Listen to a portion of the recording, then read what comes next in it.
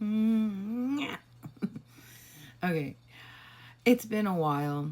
It's been such a long time that I've talked about my journey on this physical existence plane or whatever.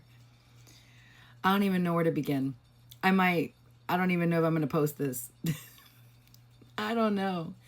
But it's been a really, I want to say, challenging journey. And I really feel that once we have those that are going through dark night of the soul, you know, energy or awakening phases, because honestly, at one point in my life, I thought spiritual awakening was a one go. It was like, all right, I've spiritually awakened. Oh no, it's a lifelong process. Lifelong process. And I told myself, you know what? I don't want to hide. I want to talk about my journey. And even if it looks messy and I'm messy, that's kind of part of it. And that's kind of part of the charm. No one spiritual awakening is the same as one, we're all different. That's why I feel with like the card that I pulled just now with the reading I did, the little mini reading for the full moon. I agree. A lot of times, personally, when I've judged others, even in my head, um, I go to myself, why am I doing it?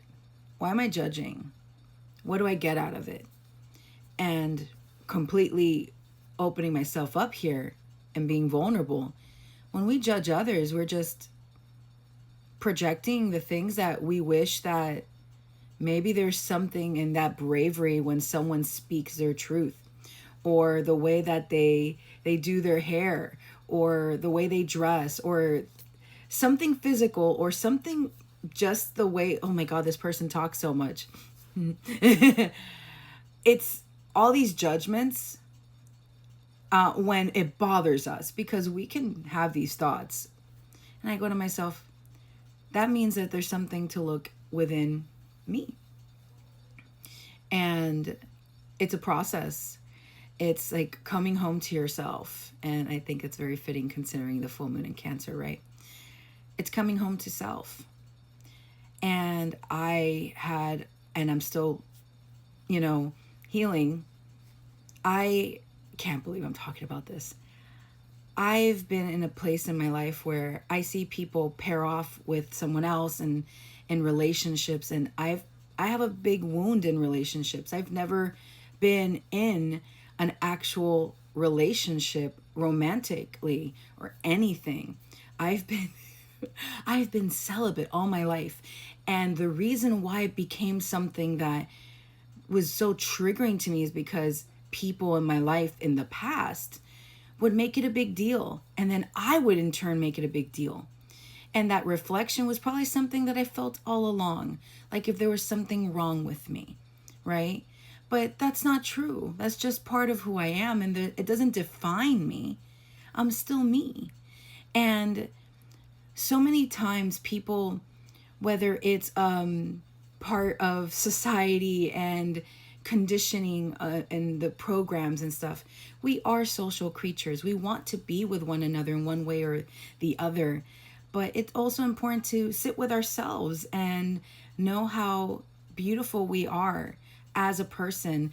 And then when we come together in a group setting or with someone that we care about, it just feels so much better, because we are like, wow, not only am I happy within myself, I'm happy in my surroundings. And I know that because I'm happy within myself, everyone else is going to be happy with me. It's a mirror effect, right? It's that knowing. And I've been going through so many initiations in regard to that.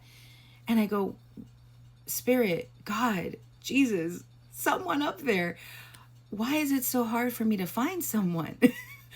And like, again, to be fair, I'm not out looking. But also, I've been protected a lot. And there was a point in my life where I'm like, am I not meant to be with anyone romantically? Is there something wrong with me? And I've been going through it, guys. And it's interesting because astrologically, I know that next year, Saturn and Neptune are going to go into my seventh house of Aries. So who knows what's going to happen there. But that was one of the biggest things. And then, of course, with the whole thing of like, oh my gosh, one gets older, one is this or that, all these insecurities coming up to rear its ugly head. And, oh, but I'm not ready. All these questions, all these judgments upon myself. And I go, wow, why are you doing that? Why are you doing that, Lucy? Why are you doing that to yourself? And it's like, yeah, why am I doing that? I'm amazing as I am. And so are you. So my point on this spiritual journey, for me personally, it has to do with relationships of all kinds. I like to plug in or connect the dots with astrology or other things that make sense to me so that I can dig deeper and have an anchor, right? My North Node is in Aries, my seventh house. And I go, okay, so where am I headed? I don't know. And that's okay. And that's what I'm learning to be okay with. I don't know. I've gone through, other than the year that I lost my mother, I've gone through the hardest year in 2025 of my life.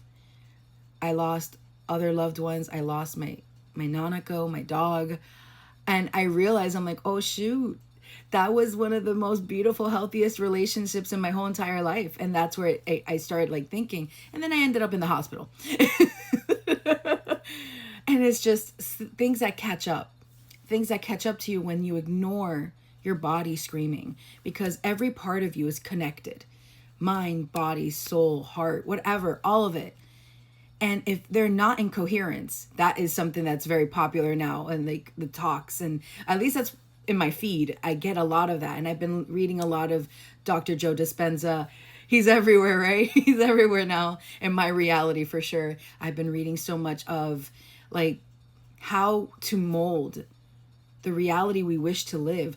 I remember when I started doing these readings, whether they be comfort character readings or for my clients, I'd be like, you are the master of your reality. You're the master of your universe.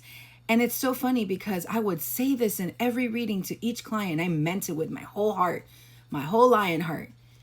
And I go, okay, why don't I believe this for myself?